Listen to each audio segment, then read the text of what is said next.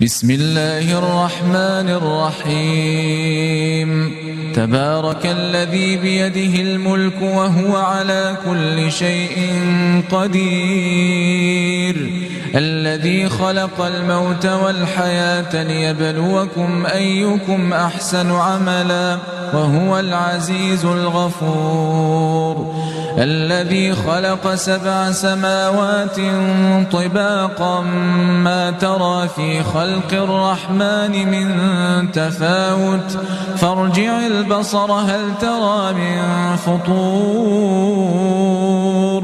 ثم ارجع البصر كرتين ينقلب إليك البصر خاسئا وهو حسير ولقد زينا السماء الدنيا بمصابيح وجعلناها رجوما للشياطين وأعتدنا لهم عذاب السعير وللذين كفروا بربهم